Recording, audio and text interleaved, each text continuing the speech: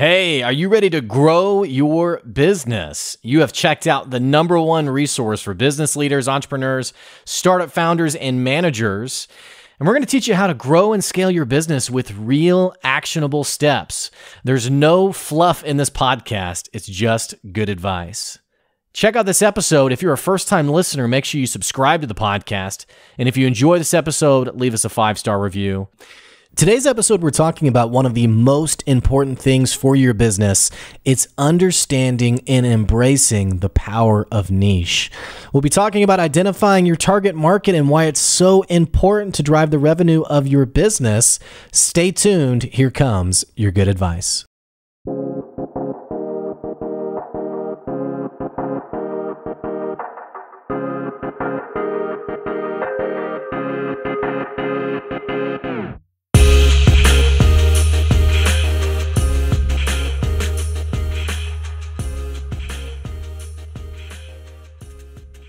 Hey, welcome back to another episode of the Good Advice Podcast.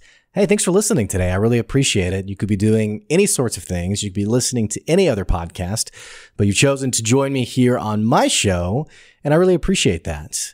If you don't know me, my name is Blake. I run this podcast. I run a business called Good Advice, and really the heart and soul of the podcast is to give you the nitty-gritty nuts and bolts for how you can grow your business.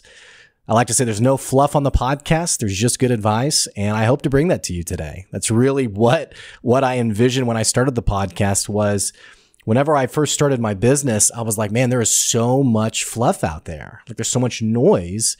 How do I get to the right answer for what I need to know to actually grow my business? And so that's what we're going to be talking about today.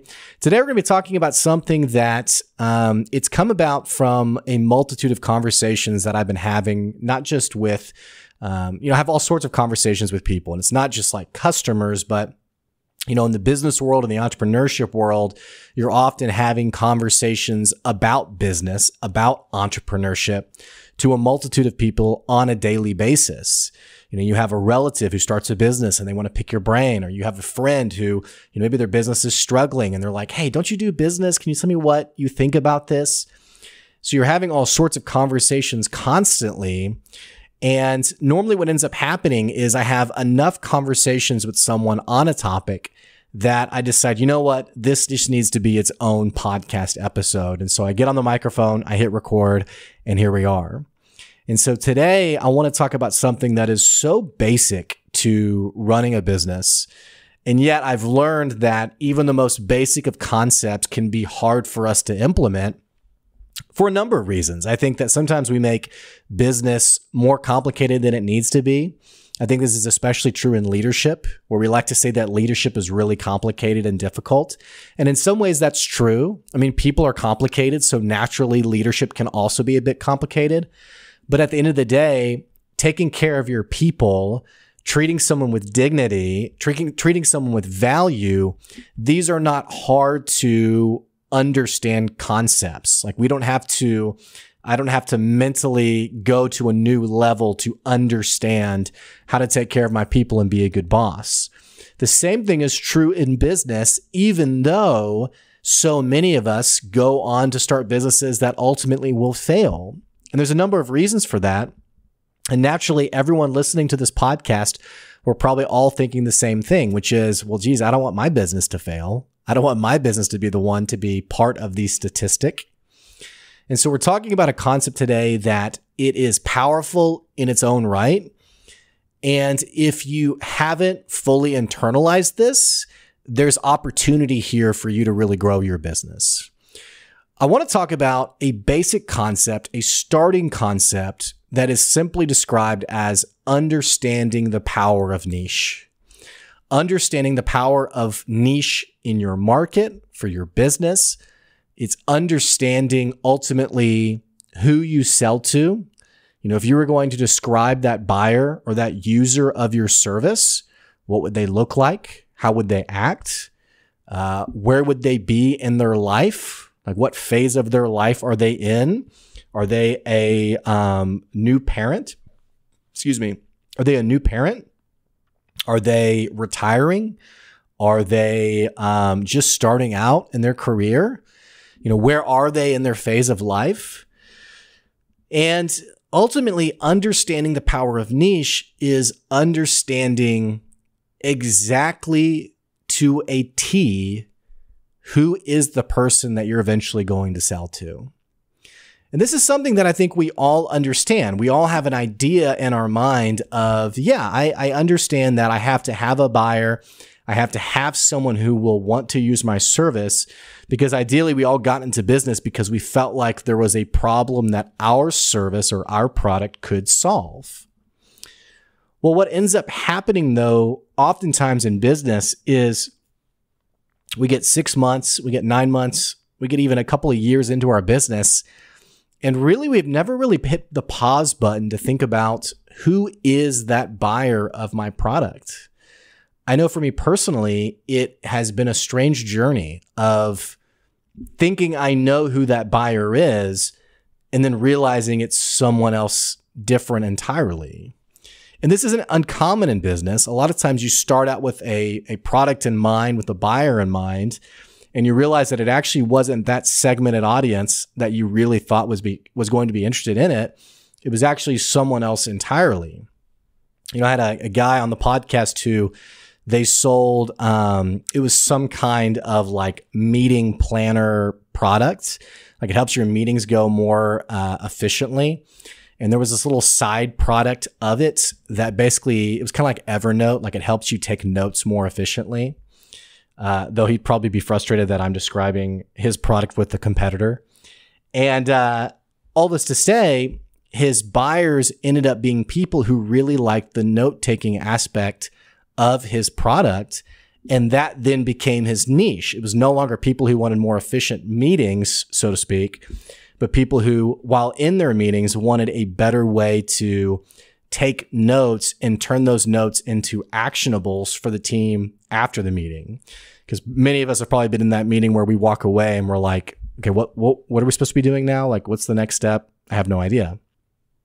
So it's not uncommon that what you think your product does or who it's for ends up being someone else entirely.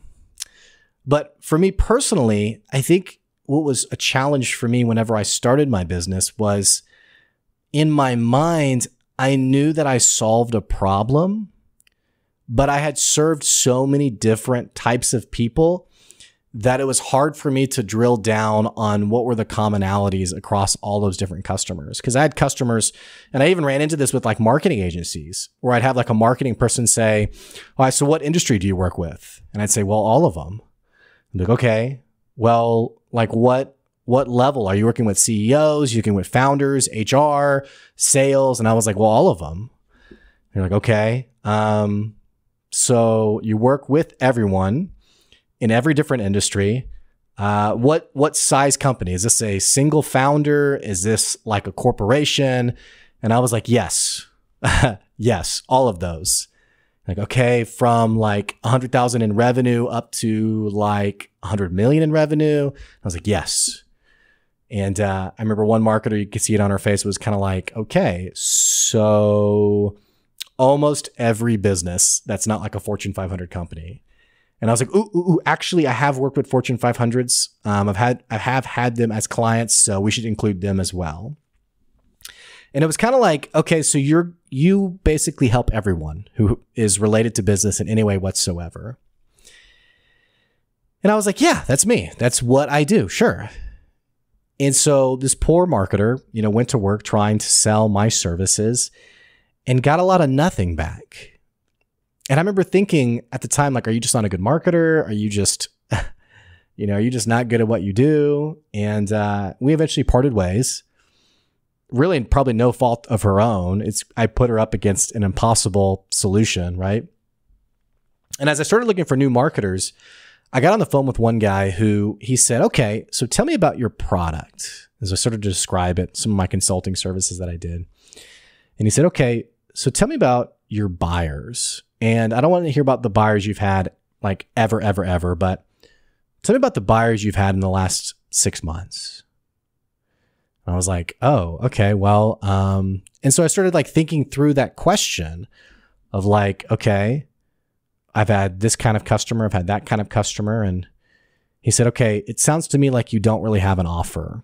You just have random customers that you've helped in some random way. And I was kind of put off by that. I was kind of offended by that, thinking, you don't really understand my business. You just don't get it.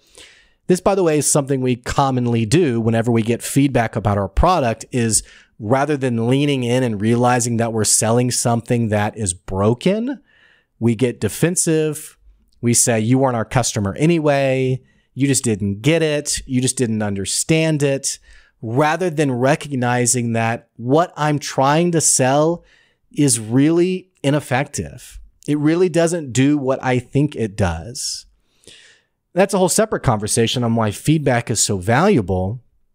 But it got me thinking about, who is my customer? Who is the person that I am ultimately helping? You know, a lot of times in this conversation of niche, what ends up happening is, in our mind, it's so clear who that customer is. But when you actually have to write it down on paper, it becomes very vague and ambiguous and strange. And I would argue that if you can't write it down with utmost clarity, you really don't have a niche. The reason this conversation is so important is because success with your business is so directly tied to intentionality.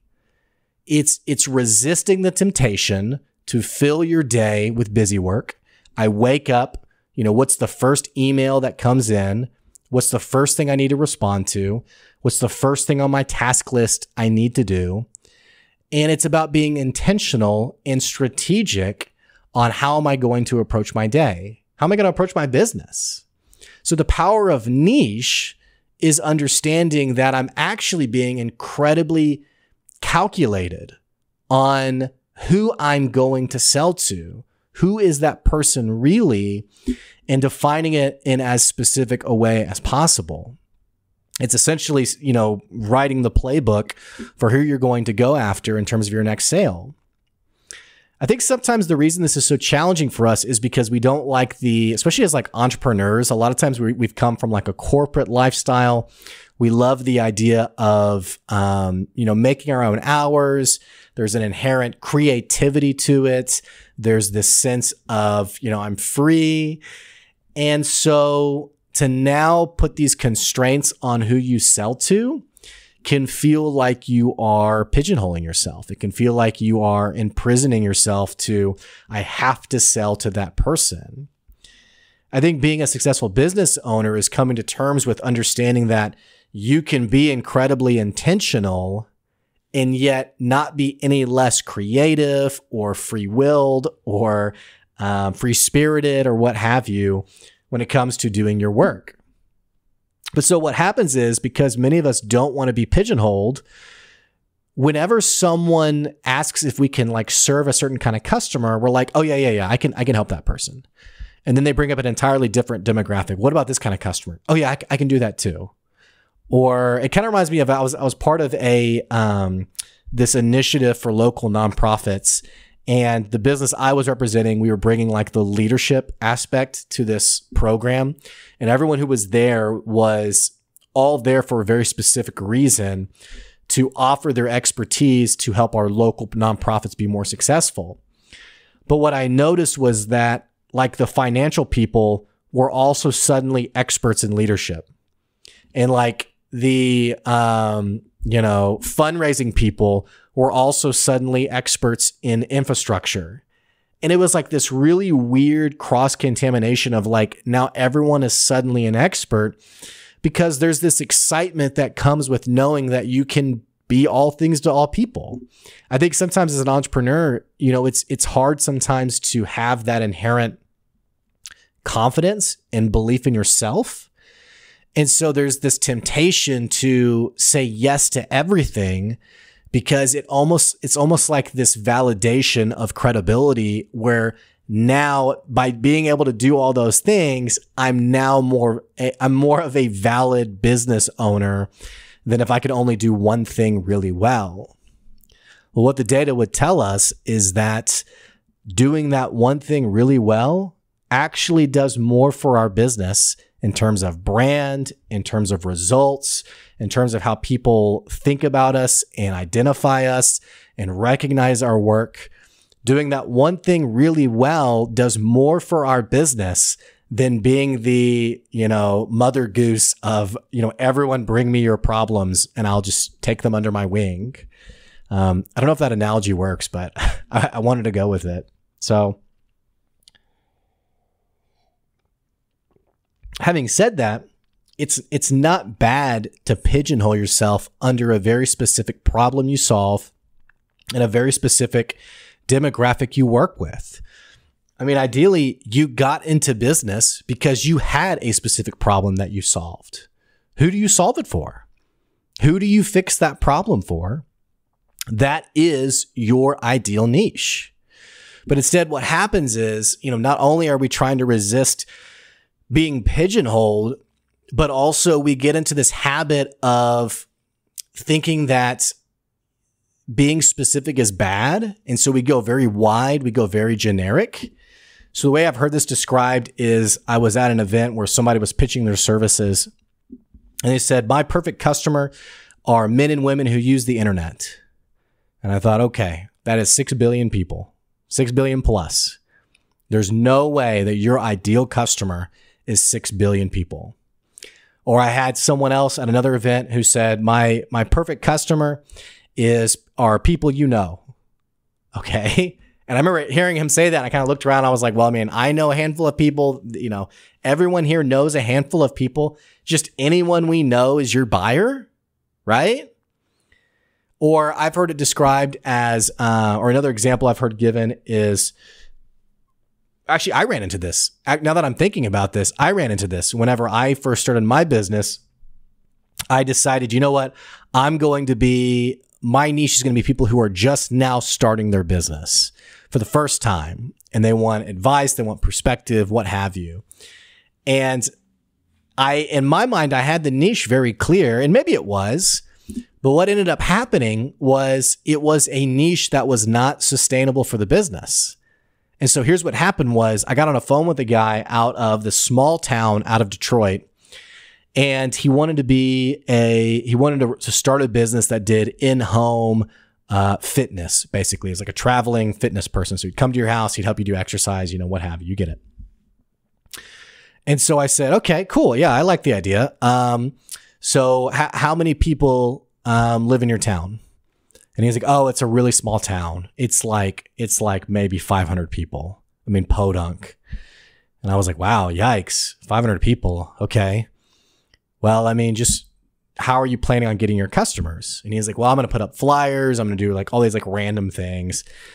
And I was like, okay, well, I mean, if you convert just 1% of that, that'd be 5 people. And this is, by the way, ignoring the fact that of the 500, not all 500 are interested in your services, but let's just say they were. Let's just say all 500 have all come to live in this town, and they coincidentally all have been looking for a personal fitness person. If you converted 1% of them, that would be 5 people. Would your business be able to survive on 5 people? And he was like, no, definitely not. And I was like, okay, so we have a problem here. I said, furthermore, would you, for like follow-up, would you be like calling them? Would you be scheduling over the phone? And he was like, well, I don't actually have a phone. The number I've called you on, this is my grandmother's phone. And I was like, oh, okay. Well, I mean, would you email them? Would you do like a booking service online? And he's like, oh, I don't have a computer. And I was like, okay, so you have no phone, you have no computer. And it's at this point that I'm thinking, why am I on the phone with this person? But I also, he's very motivated. He's very excited. And so I want to see this conversation through.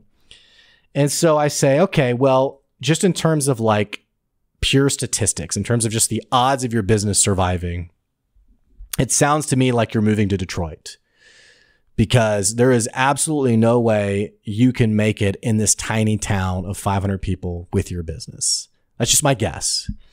So I would move to Detroit. I think he said it was like an hour away or something. And he's like, I would do that, but I don't own a car. Which was so funny to me, because I'm thinking, you don't have a car, so how were you planning on getting to these people's houses in the first place? And he was like, I haven't gotten that far yet. And I was like, okay. So here we are. No car, no phone, no computer, no way to run a business. And it was in that moment that I thought, why have I designed my product around people who are broke? Here I am talking to someone who has no means of sustaining his business, and I have essentially developed my niche around the same thing.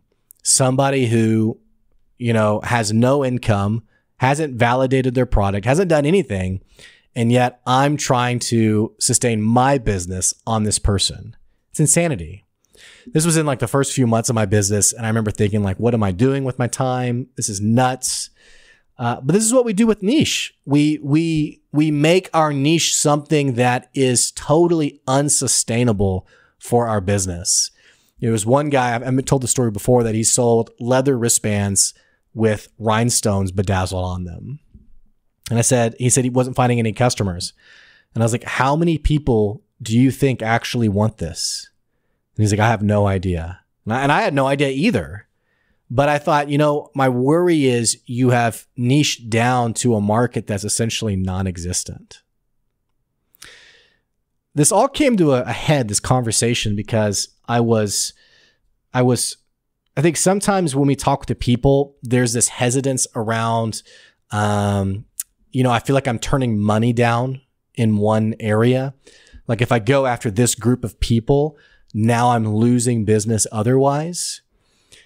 And it's almost like understanding that like your business can't be split in two directions, but it's all the more powerful when you go all in on one target market, one target industry, and what have you. And it's essentially, it's like I said earlier, it's the power of intentionality. I'm going to be intentional and really go after this specific market and see where it takes my business. I was talking to my mother-in-law who she's selling, she's doing like a health product thing. And she was she's in her 60s, and she was trying to basically target young, college-aged girls who cared about their health, cared about their own fitness. And I told her, I said, why did you get into this? Or I asked her, I said, why did you get into this? Like, why do you care about this? And she had this great story about like her own personal health and just why it's so meaningful for her. Her husband, my father-in-law, had lost a lot of weight and had taken his health seriously. And I was like, wow, that story is really incredible. Like, why don't you lean in on people like you rather than chasing this other angle of broke college students, right? And it was funny because once I said that, she said, oh, you know what? I had my friend who's my age stop me in the grocery store and said, hey, I saw what you're doing. I want to know more about that. And I had someone else who was like, oh, you need to meet this person. They would love to buy, whatever it is you're selling. And so it's funny how there was this natural niche that was coming up, but yet for her, someone had told her, or her mind had thought, I got to go after this one specific niche that everyone else is doing or seems really maybe it just seems really sexy. It seems really like a really great option. It's not uncommon that we get excited around a market that other people tell us like, hey, this is a really good market to go after. And this isn't exactly what happened with her and her situation, but the excitement on her face as she realized the opportunity in this other niche, like that is something that is motivating for your business. And when you start to gain clarity around who do I sell to, what do they literally look like what do they act like, down to a T, that's powerful for your business. If you're struggling to sell your product or your service, if you've struggled to really get the ball rolling on the momentum for your business, maybe you haven't niched out enough. Maybe you have a wide market of buyers and you haven't gotten intentional on your selling strategy of the exact kinds of people you're going to go after, and ultimately who's going to sustain your business. Who's the people that you're ultimately going to help the most? And basically letting go of the fact that you can't be all things to all people. And that's okay. It's okay to be the right answer for a specific person who's having a specific problem. That is why we started our businesses, right? Hey, if you enjoyed this episode, I so appreciate you listening. You can click a follow or subscribe button on the podcast. Also, if you want to support the podcast, you can check out our Patreon. It's at patreon.com/goodadvice. And regardless of whenever you listen to this, I hope you guys stay safe, stay happy, and continue to just go up and up with your business. That's today's good advice. I'll catch you later. See ya.